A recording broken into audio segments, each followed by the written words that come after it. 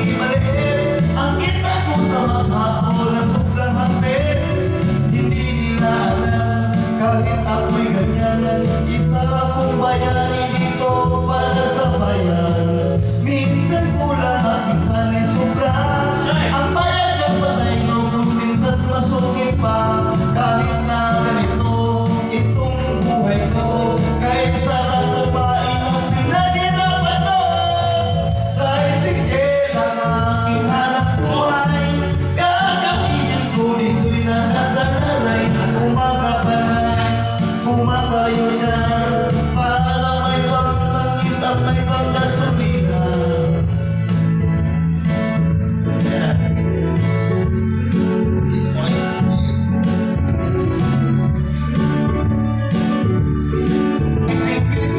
Sa pagsakay at pagbaba ng mga estudyante, kahit ako'y pagod na, umaalam ka na pa para magpahinga ako ng mas maaga. Minsan si Lula ang aking sakay, kasama ang amo niya, walang kasing ganda.